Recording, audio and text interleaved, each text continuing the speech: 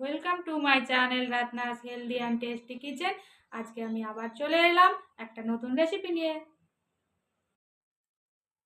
Hello বন্ধুরা, দেখো আজকে আমি বানাবো ভেন্ডি ফ্রাই। ভেন্ডি ফ্রাই তো আমরা তেলের মধ্যে দিয়ে কেউ একটু কড়কড়ে ভাজি, কেউ একটু নরম আলু ভেন্ডি ভাজি, কিন্তু এখানে ভেন্ডি ফ্রাইটা একটু আলাদা রকম।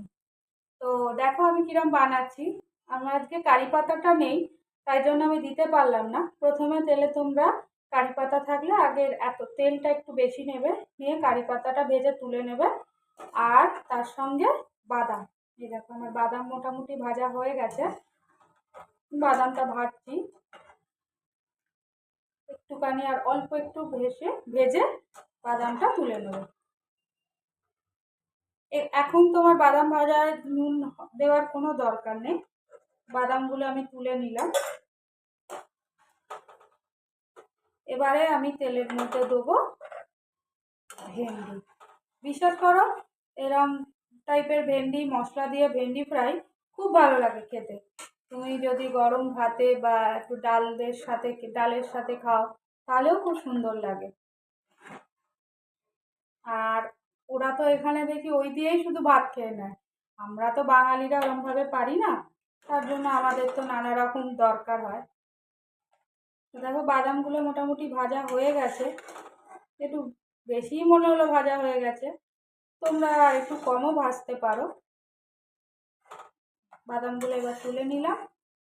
এবার দেখো আমি ভেন্ডিগুলো এইভাবে কেটে রেখেছি, যেরকম ভেন্ডি আমরা ভাজা কাটি, এরকম সাইজের ভেন্ডিটা কেটে রেখেছি। ভেন্ডিগুলো তেলে দিয়ে দেবো।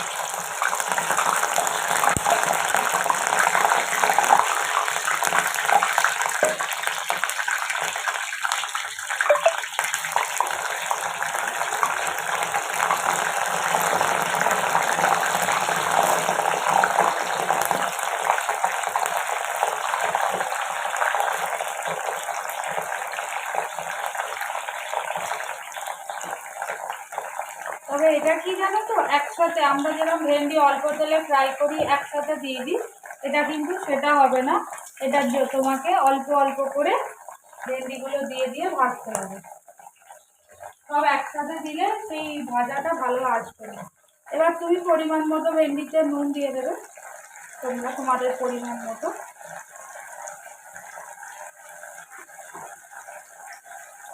এবার ভেন্ডিটা একদম একটু একদম স্লো নয়, আবার একদম হাইও নয়, মিডিলে রেখে ভেন্ডিটা এরকম ভালোভাবে ভাজতে হবে,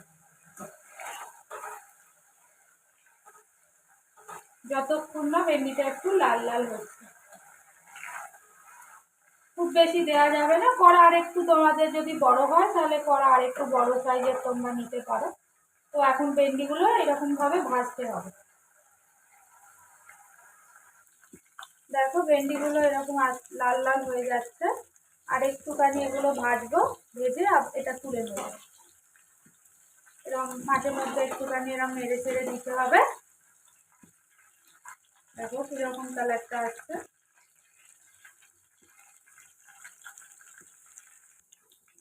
দেখো ভেন্ডিগুলো এইগুলো আমার হয়ে গেছে, ঠিক এরকম টাইপের কালারটা আসবে। ঠিক আছে, এবার আমি ভেন্ডিগুলো তুলে নেবো।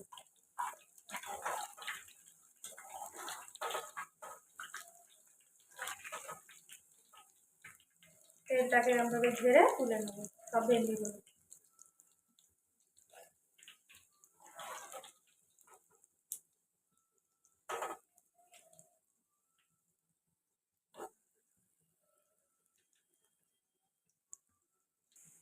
দেখো আমি আবার তেলে ভেন্ডি কিছুটা দিয়ে দিই। দেখো এবার আমি একটা বোলটা নিয়েছি, বোলের মধ্যে এরকম টিস্যুগুলো, আমার হাতে তেল তো তার জন্য তেলটা আগেই লেগে গেল। টিস্যু দুটোকে এরকমভাবে ভালো করে পাততে, তাতে তেলটা একটু যেহেতু ডিপ অয়েলে ফ্রাই হয়েছে, কারণ অনেকটাই তেল দেয়া তোমরা দেখেছো, সেই জন্য এরকম একটু টিস্যু পেতে ভেন্ডিগুলোকে আর বাদামগুলোতে একসাথে এখানে মেশাবো।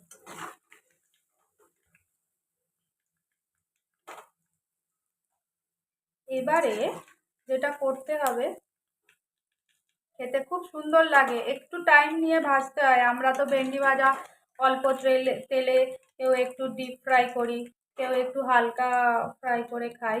কিন্তু এটা একটু খেতে বেশ ক্রিস্পি লাগে, বেশ ভালোও লাগে। শুধু খেলে হয়তো অনেকে বলবে যে এত ডিপ ফ্রাই করলে তেতো লাগে, তার জন্য ওই মশলাটা একটুখানি অ্যাড করব, সেটা আমি তোমাদের দেখাচ্ছি। খেতে খুব সুন্দর লাগে, বিশ্বাস করো।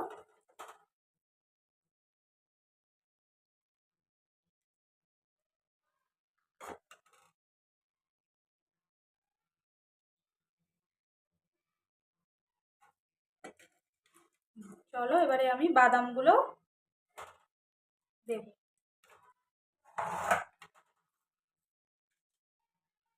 বাদাম আর ভেন্ডি একসাথে, যেহেতু অয়েলটা অনেকটা না, ওই জন্যই আমি টিস্যুটা অ্যাড করি, তাতে টিস্যুতে অয়েলটা অনেকটাই টেনে নেয়।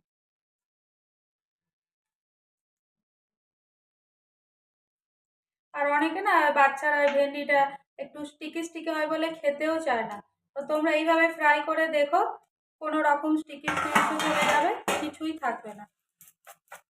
প্রথমে এরকম করে অয়েলগুলোকে আগে টিস্যুর মধ্যে সোপ করে নেব।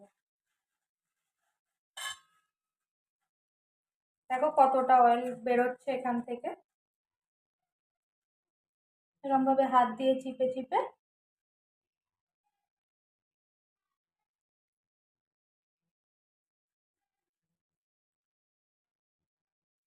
চলো, যতটা টানা টেনে নেবে, এবং এটা থাকবেই, যতটা টিস্যুতে নেবে নিয়ে নেবে। তো এবারে আমার মেন প্রসেস সেটা হচ্ছে এই যে রেড চিলি পাউডার একটুখানি এখানে দিয়ে, যে মশলাটা আমি করি, তোমাদের বারবার বলি যে ওই মশলাটা আমি তৈরি করেছি সেইটাই, আর একটু ধনে গুঁড়ো অ্যাড করব।